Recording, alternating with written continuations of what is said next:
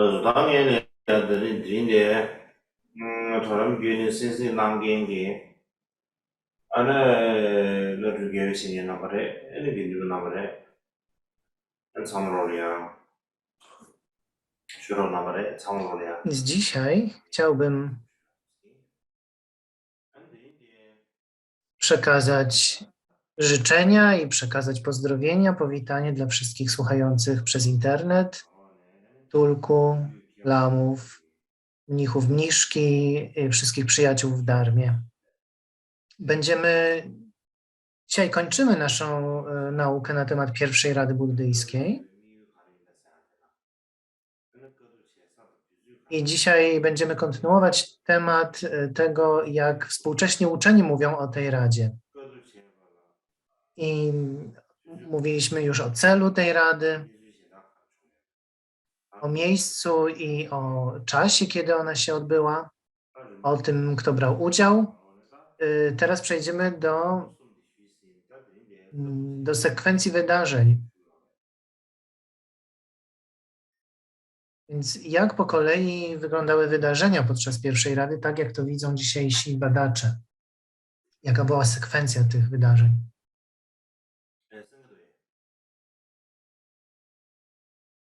Cały czas mamy problem z mikrofonem Jego Świątobliwości.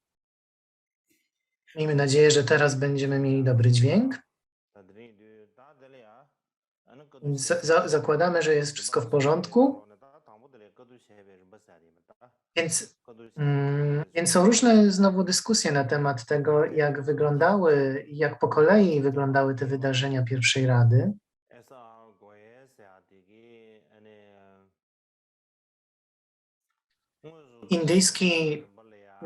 Indyjski badacz S.R. Goyal, opisując po kolei wydarzenia pierwszej Rady, mówi, że najpierw Mahakasyapa przewodził całej Radzie, przewodniczył całej Radzie, natomiast następnie Upali oraz Ananda prowadzili grupowe recytacje. Zasadniczo nie ma tutaj dyskusji czy debat na temat zawartości tej recytowanej dharmy. Zasadniczo dharmę recytował Ananda, dharmę, czyli sutry, natomiast Upali recytował Vinaję. Recytował i zebrał razem wszystkie nauki Vinai, Pali. I ten indyjski uczony mówi, że zasadniczo cała ta Vinaya i wszystkie sutry zostały wtedy zebrane razem. Teraz, kiedy mówimy konkretnie o Vinai, to japoński naukowiec Umada Gyokei uważa,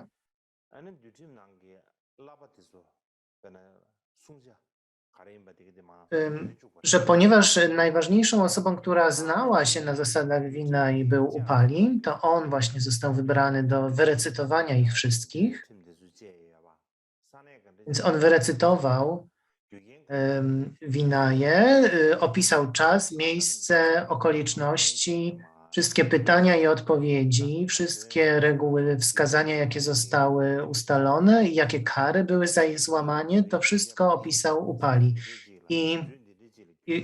I również według tego badacza wszystko zostało w tym czasie, podczas tej pierwszej Rady ustalone co do zasad Vinai. C'est de cette manière que tout le contenu du Vinaya a été compilé. Ensuite, concernant la compilation des sutras, jeśli chodzi o sutry, czyli o naukę dharmy, affirme que donc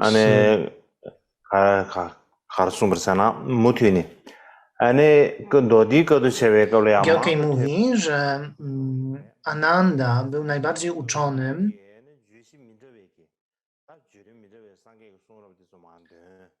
On usłyszał najwięcej sutr. On właściwie usłyszał najwięcej nauk Buddy i również znał wszystkie historie okoliczności, w których zostały te nauki wygłoszone. I dlatego Ananda był odpowiednią osobą do tego. I Ananda nie tylko wyrecytował nauki, ale również opisał szczegółowo, jakie były okoliczności przekazania konkretnych sutr. Wyjaśniał nauki, wyjaśniał, jakie padały pytania, jakie były odpowiedzi i również wyjaśniał, jakie jest znaczenie sutr. Jest taki też, czy był taki badacz angielski, A.K. Wonder. On miał trochę inne zdanie. On twierdził, że Ananda generalnie różnił się od pozostałych uczniów, usłyszał najwięcej nauk dharmy też i on powtarza, że zanim Buddha wybrał Anandę jako jego asystenta, Ananda poprosił go jako jeden z warunków, żeby przyjął prośbę Buddy, poprosił go o powtórzenie wszystkich nauk, które Buddha wygłosił, zanim Ananda znalazł się w sandze.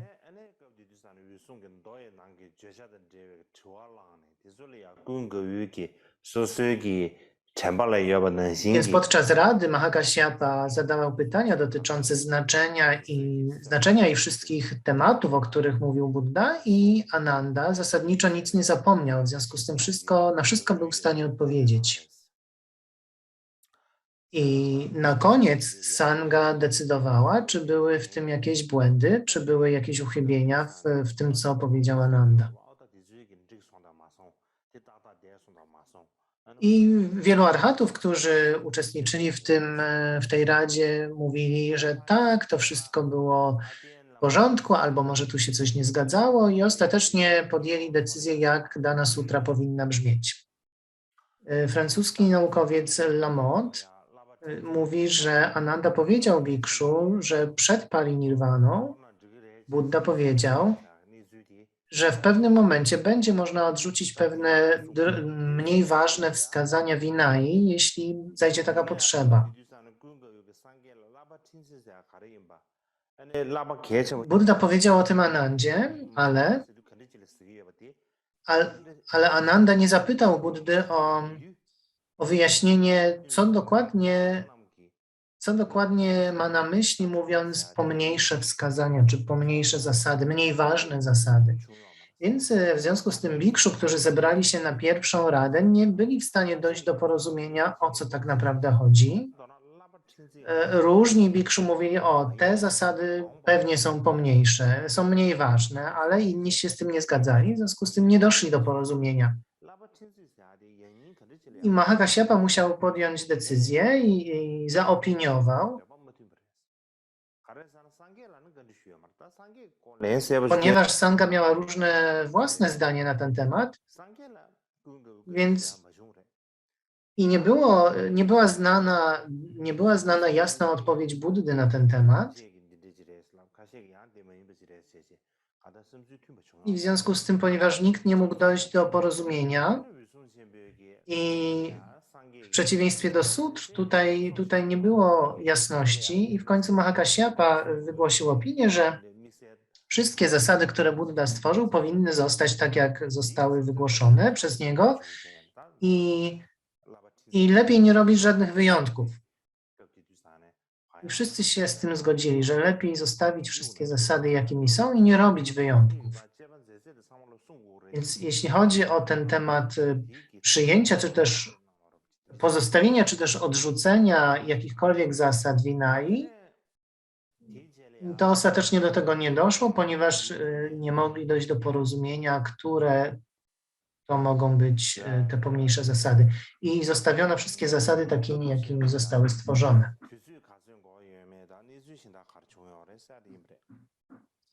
Kolejny temat to, jak długo trwała pierwsza rada i związane z tym okoliczności. Znowu ten japoński badacz Gyokei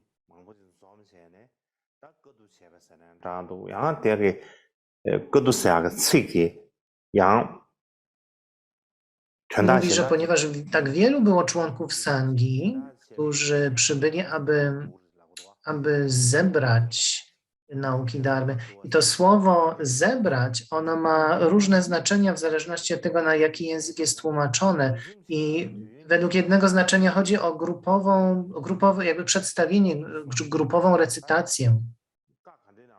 I Gyokej uważa, że to wszystko zajęło 7 miesięcy. Nie wiem, jakie ma podstawy, żeby tak twierdzić, ponieważ normalnie tradycja przyjmuje, że to były 3 miesiące. Więc zwyczajowo mówimy, że to były 3 miesiące, ale Gyokej twierdzi, że musiało to być 7 miesięcy.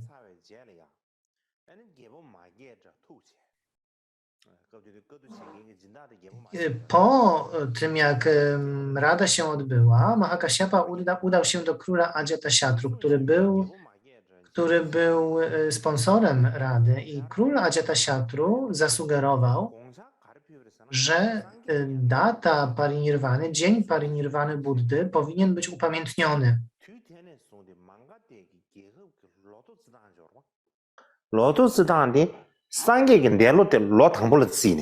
I Mahakasyapa przyjął tę sugestię i od tego momentu zaczęto w królestwie Magadhy liczyć kalendarz od roku, w którym miała miejsce Mahaparinirvana. Więc ten rok, w którym miała miejsce parinirvana, to jest pierwszy rok tego kalendarza. Taka była sugestia króla Atasatru, taką miał propozycję.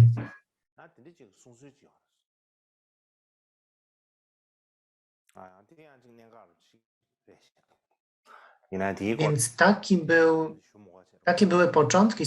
Stąd się wziął kalendarz, który liczy lata od Mahaparinirvany Buddy.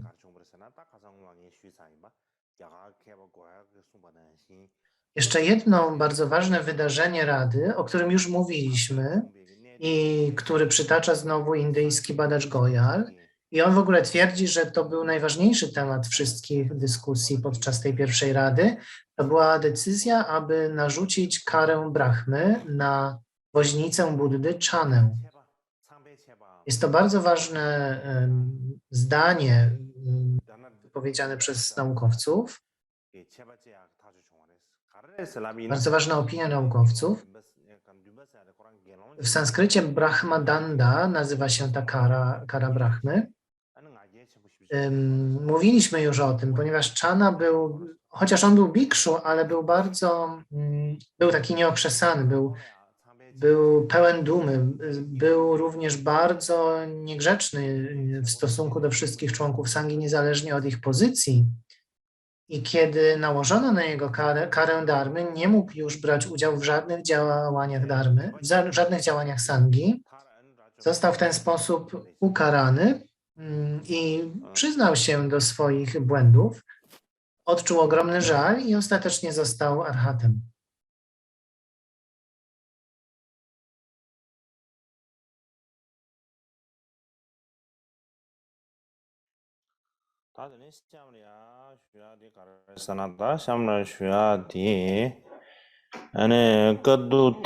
Teraz chciałbym powiedzieć o kolejnym temacie.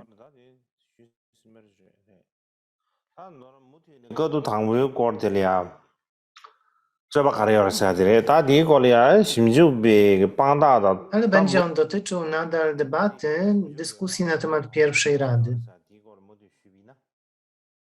Chodzi o dowody i pytania i opinie, które ludzie mają na temat tej pierwszej Rady. Chodzi o badania na ten temat. Jakie mamy dowody? Pierwszą osobą, która podniosła wątpliwości, czy ta Rada w mieście Rajagryha rzeczywiście się odbyła, to był rosyjski badacz Inajew. On pierwszy poddał historyczność tej Rady wątpliwość.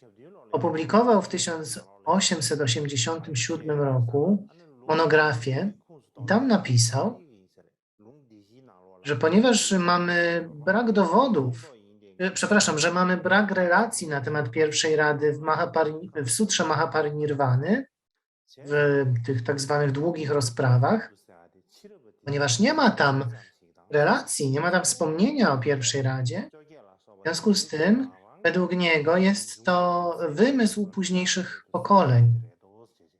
Czyli cała historia o Radzie, pierwszej Radzie, jest wymysłem późniejszych pokoleń, które wymyśliły tę Radę po to, aby wykazać, że korzenie wszystkich tych tradycji, wszystkich szkół mają,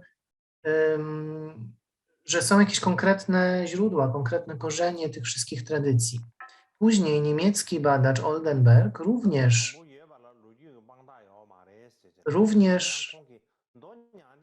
dodał, również stwierdził, że nie ma historycznych dowodów, że ta Rada pierwsza się odbyła, ale więc on mówi, że w sutrze Mahaparinirvany nie ma opisu tej pierwszej Rady,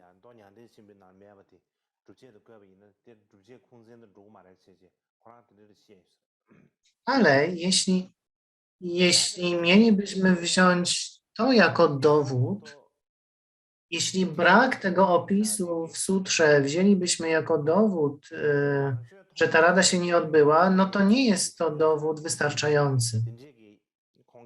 Japoński badacz Tsukamoto Keisho w 1966 roku napisał Studium historii wczesnych buddyjskich zakonów. I on tam powiedział, że jeśli weźmiemy pod uwagę opisy, które zostały przetłumaczone na chiński, bo ci pierwsi badacze, dawniejsi badacze, to przede wszystkim patrzyli na teksty palijskie, ale jeśli weźmiemy pod uwagę również teksty przetłumaczone na chiński i dużo w związku z tym nowych informacji z tego wynika, to nie można definitywnie stwierdzić na podstawie tych nowych źródeł, czy ta rada się odbyła, czy też nie. To nie spowodowało, że ta debata została uciszona.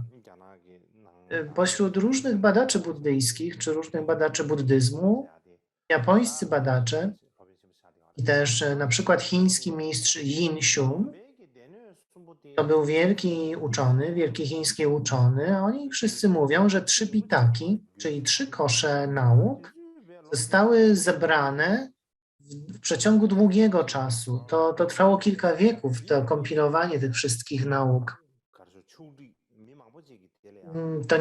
To nie stało się w jednym czasie, w ciągu kilku dni, ale to trwało kilka stuleci.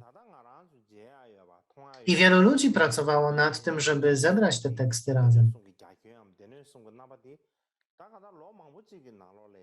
Więc ta forma tekstów, czyli te tak zwane 3 kosze, 3 pitaki, jakie dzisiaj mamy, ilość tych tekstów, rozmiar tego wszystkiego, tak jak mamy to dzisiaj, sugeruje, że rzeczywiście to nie jest tak, że oryginalnie był jakiś zestaw 3 pitak, 3 koszy, tylko to się zmieniało.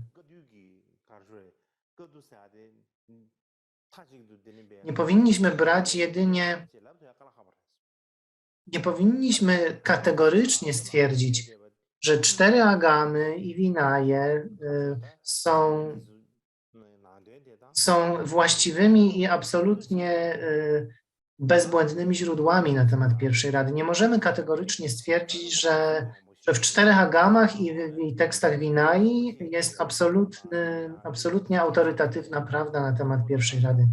Mamy różne tradycyjne przekazy odnośnie pierwszej rady, odnośnie do pierwszej rady. Te przekazy również się zmieniały w ciągu wieków.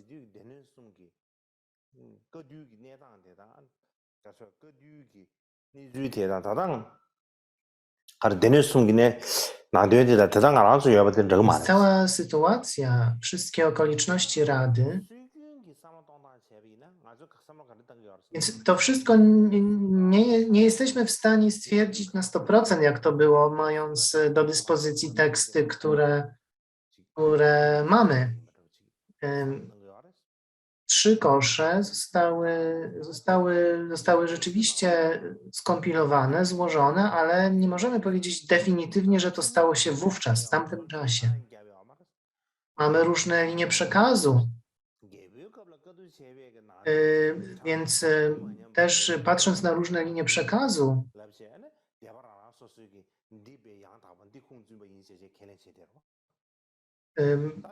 Ponieważ mamy różne linie przekazu i widzimy, że w tych różnych liniach przekazu są zasady Vinai i nie możemy stwierdzić definitywnie, że to, co w mieście Rajagryha zostało skompilowane, to jest dokładnie to, co jest w liniach przekazu. Nie możemy powiedzieć, że nic nie zostało dodane, nic nie zostało ujęte. To tak naprawdę był proces, który prawdopodobnie trwał kilka wieków.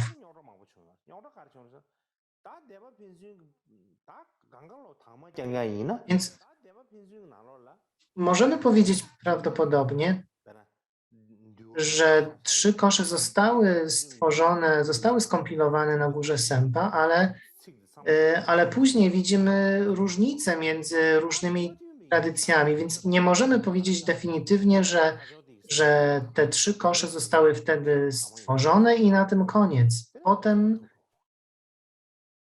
i powstały różne tradycje i również, ponieważ są różne tradycje, to my na przykład możemy mówić, że przekaz, który my mamy na temat pierwszej rady i w ogóle do Vinaya, która jest w naszej tradycji, jest absolutnie definitywna i autorytatywna, a w innych tradycjach nie. Więc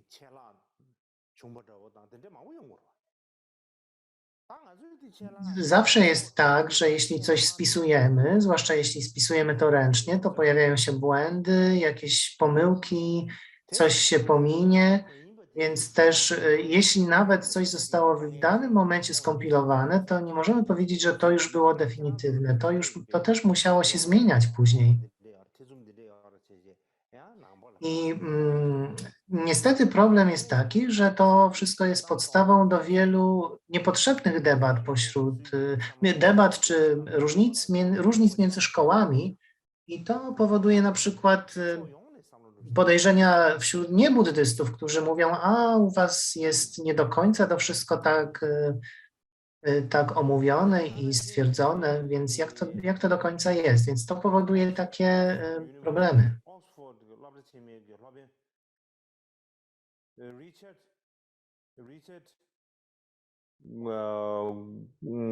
Richard Gombajim Symde Gombari. I taki jest profesor z Uniwersytetu w Oksfordzie, Richard Gombrich.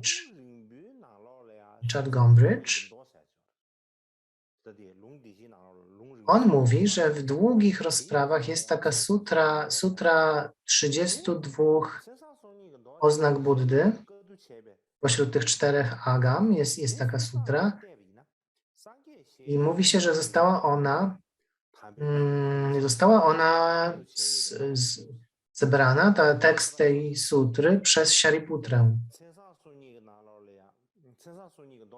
I ten badacz uważa, że rady, Więc on uważa, że ta sutra została zebrana przez Shariputrę. W związku z tym na tej podstawie on wyrobił sobie opinię, że takie rady, które zbierały nauki, odbywały się wielokrotnie również w czasach Buddy i również za życia Buddy, nie tylko po jego odejściu.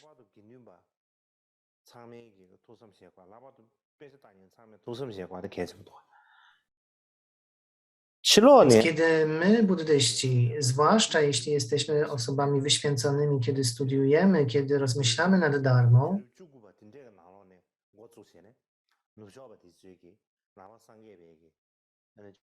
powinniśmy o tym pomyśleć. Też o tym, że naukowcy mają swoje opinie. Od XIX wieku naukowcy zaczęli badać buddyzm. Badali japońscy naukowcy. Większość z nich to są ludzie świeccy. I też, że oni nie wszyscy ci naukowcy byli i są buddystami. Nie wszyscy, kiedy oni patrzą na buddyzm, historię buddyzmu, oni mają inne spojrzenie na to niż buddyści.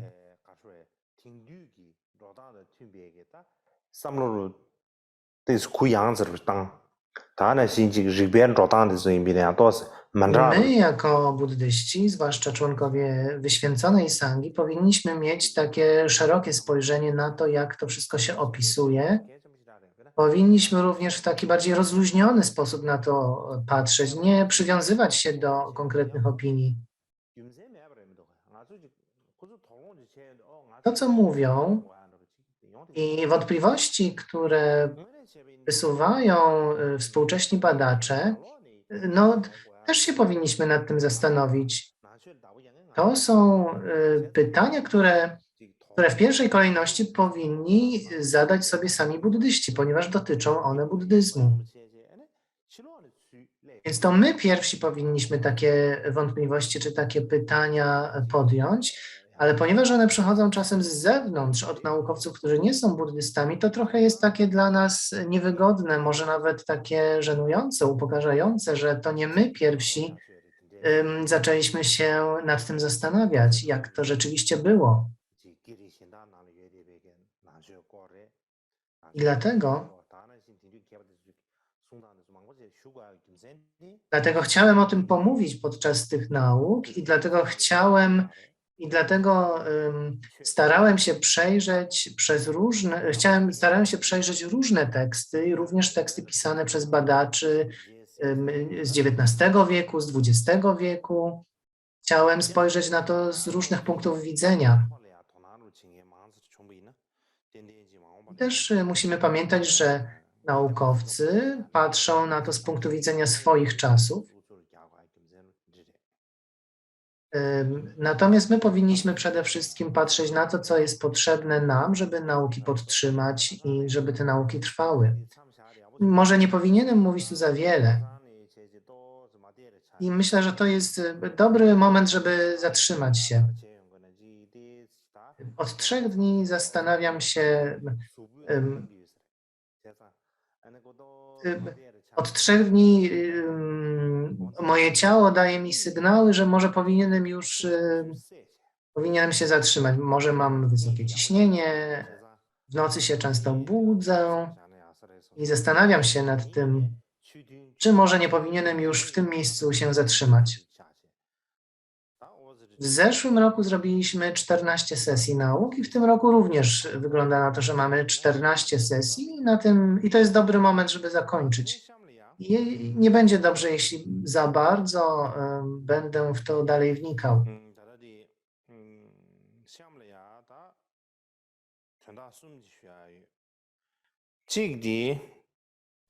Są jeszcze 3 punkty, o których chciałbym powiedzieć. A więc 11 września będziemy mieli Pudżę Buddy Shakyamuniego. Wszyscy mnie pytają, o jakiej porze to będzie, kiedy to dokładnie będzie. Jaki będzie? Pytałem, więc ja stwierdziłem, że najpierw porozmawiam z wieloma osobami i zapytam ich, jaka to będzie najlepsza pora. I jeszcze nie wiem, jeszcze muszę się naradzić i poradzić różnych osób. Kiedy będziemy robić Pudżę Buddy Shakyamuniego, również ludzie mnie pytają, jakie dary należy przygotować. Należy zrobić torbę, dość dużą torbę, siance torbę, którą robimy również na Kagyu Menlam.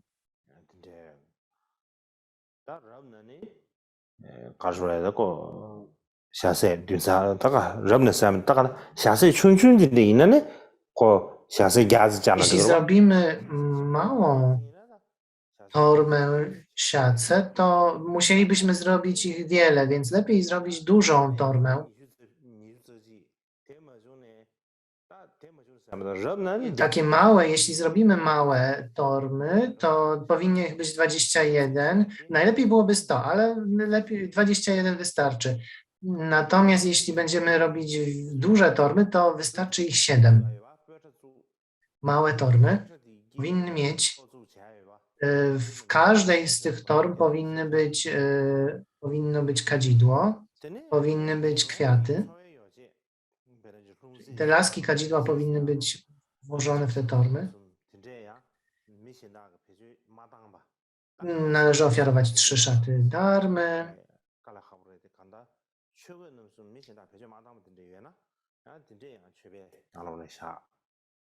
Jeśli mamy szaty darmy, które nie były używane przez nikogo, miseczki żebracze,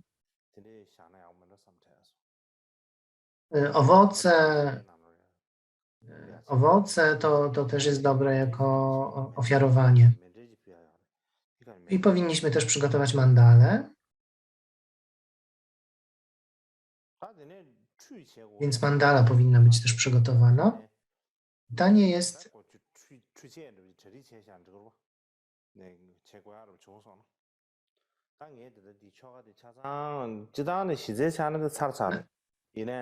najlepiej jest przygotować te ofiarowania na obrzęd obmycia, który odbędzie się podczas pudży, ale jeszcze nie zdecydowałem, czy ten rytuał się odbędzie. Więc należy... Drugi punkt, o którym chcę powiedzieć. Wiele osób mnie pyta, czy będziemy mieli Kagium Enlam teraz, czy nie.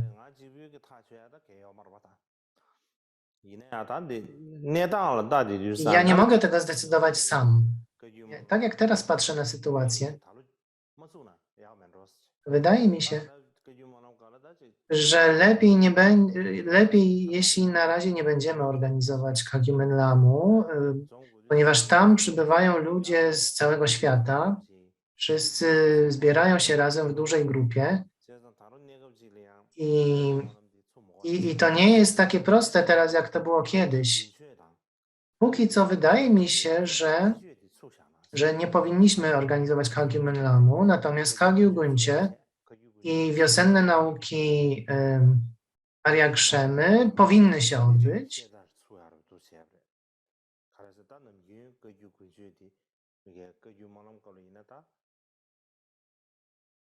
Normalnie Kagyu Guncie jest przy okazji Kagium Enlamu.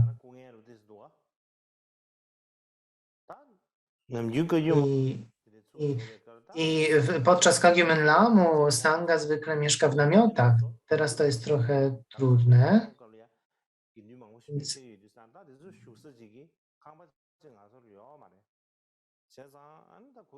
nie mamy wyboru, ponieważ w Bodh nie ma miejsca, żeby wszyscy mieli dla siebie pokoje.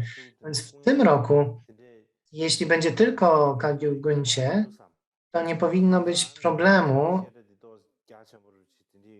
żeby Sangha mogła mieszkać w namiotach.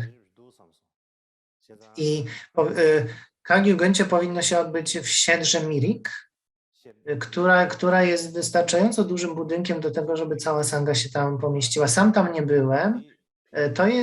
Mirik się znajduje niedaleko Siliguri w Bengalu Zachodnim. Również wielu ludzi przybywa z Nepalu i będzie to dla nich bliżej, będzie to lepsze miejsce i myślę, że tam to się powinno odbyć. To będą zimowe nauki. Natomiast potem nauki wiosenne dla mniszek. One się odbędą w Varanasi, w Vajravidhara. Poprosiłem już Trungpa Rinpoche na ten temat. Rozmawiałem z nim na ten temat, żeby wiosenne nauki dla mniszek odbyły się w Varanasi i tam się odbędą. I trzeci temat, trzeci punkt.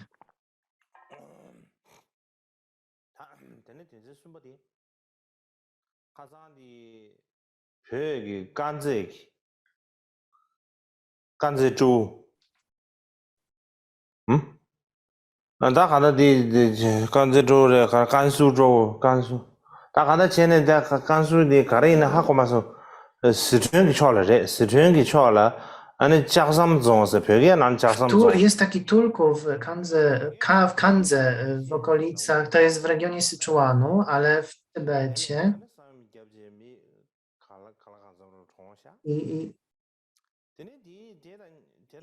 Więc Tulku udał się tam w tym regionie. Tam teraz było trzęsienie ziemi w tym samym czasie, kiedy ten Tulku z Kandzy się tam udał. Sporo ludzi zginęło podczas tego trzęsienia ziemi.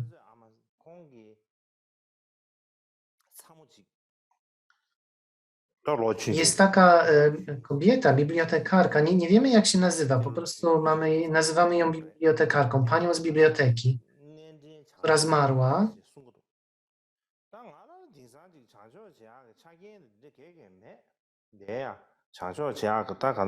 Nie, jej córka zmarła i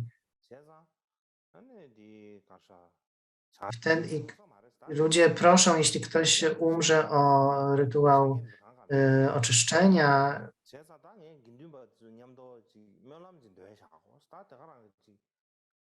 Ja nie mogę tego zrobić, ponieważ nie mam wszystkiego, co jest do tego potrzebne, ale pomyślałem, że dobrze jest zrobić modlitwę aspiracji dla tej osoby, więc dzisiaj wyrecytujemy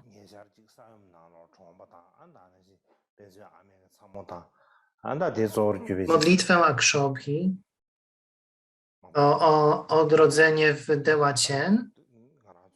Więc to będzie dla tej, więc poprosiła tego tulku z Kandze, poprosiła jakaś pani z biblioteki o to, że jej córka zmarła, ale to też będzie modlitwa dla wszystkich tych, którzy zmarli podczas trzęsienia ziemi w Syczuanie. Również Kumbulam, nazywa się Kumbulama, ktoś taki, który był moim przyjacielem, on też zmarł ostatnio i to dla niego też również będzie modlitwa.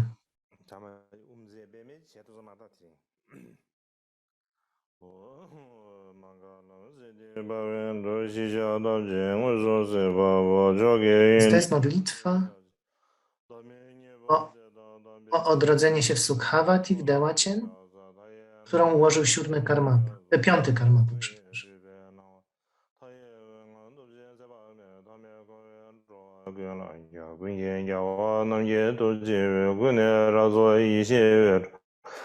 Kundo zibe mindu na zoba kunse namre zola chakze lo yunre sewe shinguen kyabze de ishi jenge chungse sebe Dudi bonzo ma lu jinze ba ba me kuye vela chakze lo sida shiwa ramba namre go ngo nye yinle ma yu Kankan duwa de la de dun be senda be che kimbara chakze lo jugun namje yen la zhuju ye sungji ki kya zhu de damje Ta modlitwa jest w naszej książce Mynlamu.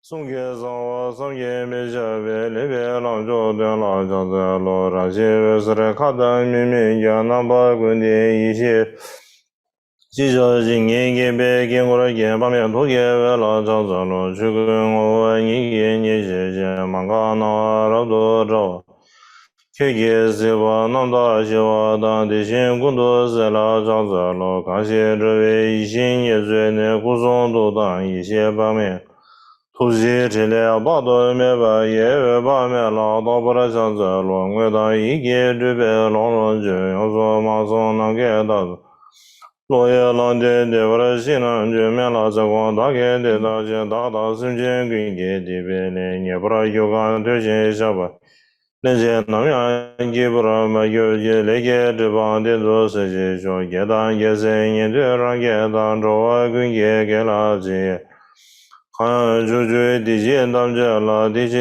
shi ye go lo go wa gu nye ke ba ye so ba do me ba yang yang ye min de ju ba so Di sun sa be ge wa ji ye ba xin bian de ji le xiang ju jian bo ngo ji se xiang ju nian bo ma do ba ge wa de dang ma hong dam je Lama dan be ji sun jing yu ji shen ju sim nian nam do nian man ju ri su long ju pi sun zo ba ye dian ju le jiao du xuan dian zhao da ji sang ye dian la rim jie lao ba dan dun da zun zhe ba ye di Ge sun sun sun mi zi ga ye mi gong ji dian nam zi gen yu le kan de chen dian ye la ra min de lian zhang xin do nyong wa ma yu Jin da zu ren zu da zu re da sam de xie ra da ge mi zhong da ma la do da yi xie ge zu ye che ba dam jie yong su zo Lü da de xie zo la de me ba sim le rong xie wen ba ran ge do long da ngon ba do we che ge 三天大多新鲜的有节可谓地心一个两年的更多地心一个一些的其他对面的年龄的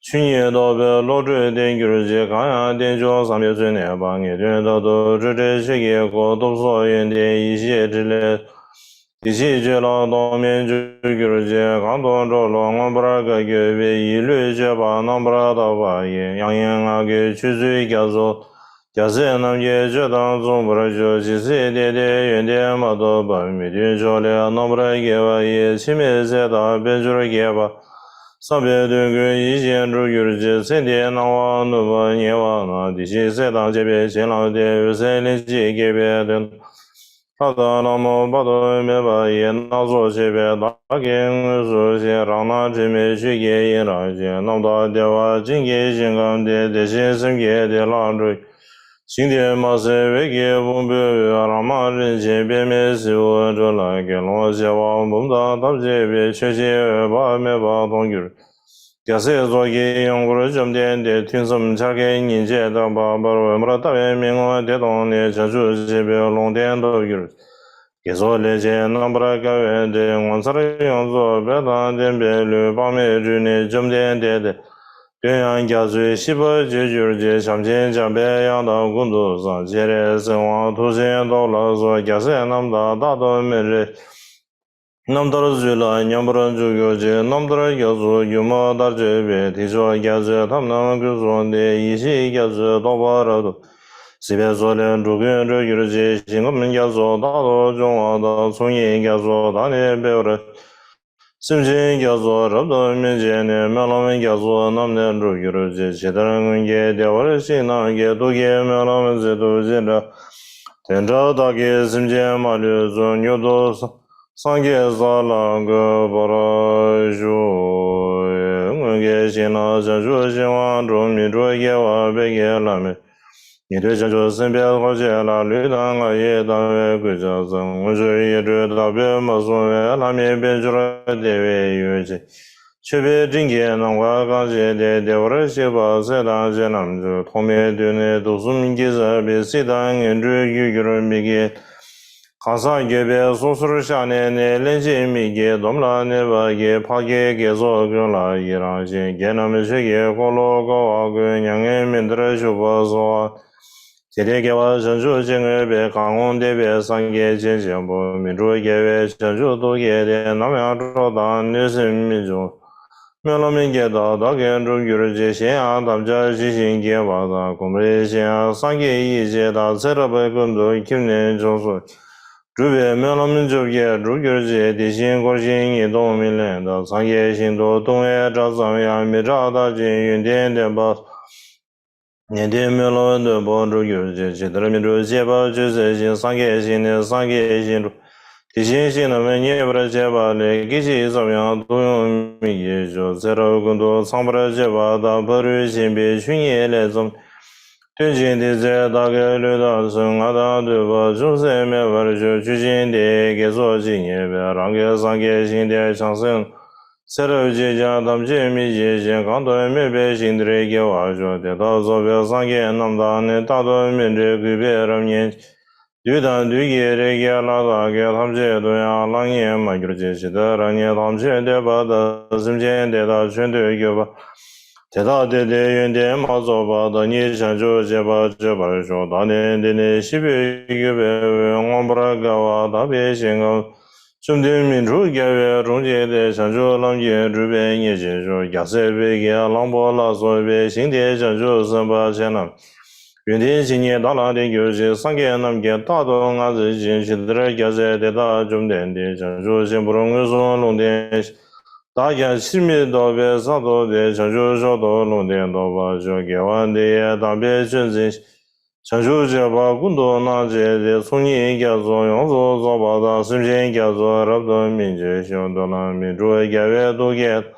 这把苗人之间大概新闻给行动大本节点都这么点的，光把面结束，米云也说东北民谣先搞啊，这把没把养老远那边来的， 대다 상계 뉴도 주 잠배 바위 시드레게 바다 군도 상보 대신 대다 근예 제소다 개와 대다 담제라도 상계 구송 예배실라다 주님 민규를 대배실라다 기름이 신주 배실 제대로 나는 로바죠 아주 다 되네 다 To 순수 była modlitwa napisana chyba przez 7 Szamara Rinpoche i jego świątobliwość wyrecytował jeszcze kilka innych modlitw. Chciałem chyba jeszcze coś powiedzieć, ale mój umysł coś nie działa za dobrze, nie pamiętam.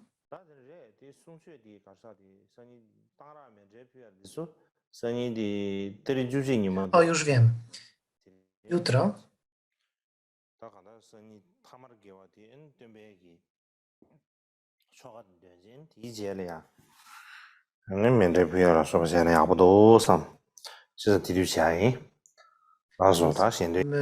na koniec Pudży Siakyamuniego możemy ofiarować mandalę. Teraz będziemy mieli modlitwy końcowe.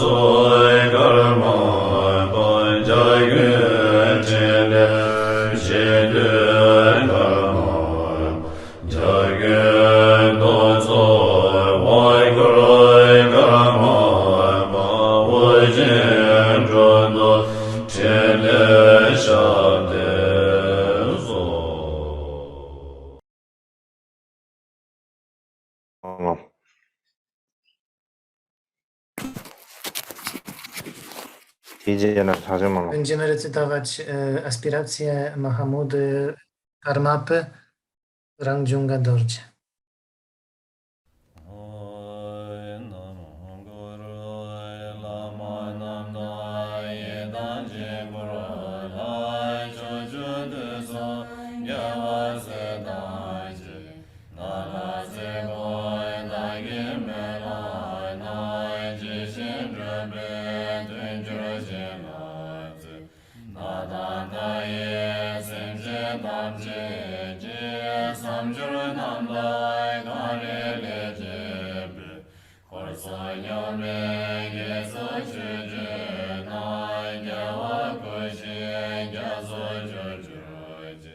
She said,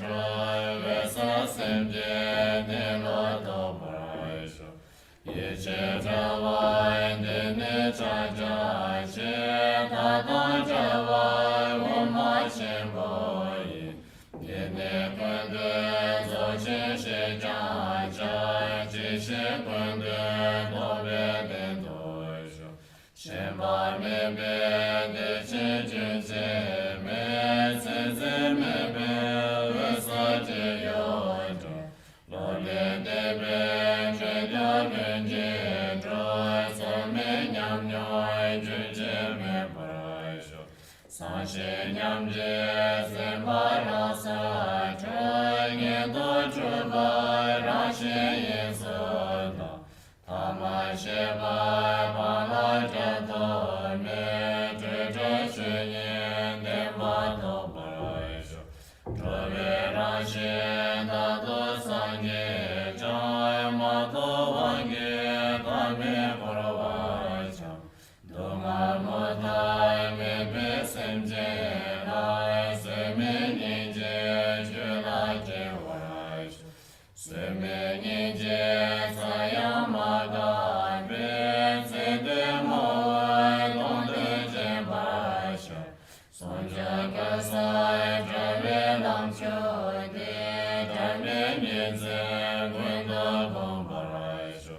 Gomdo le joy, je dai, sem je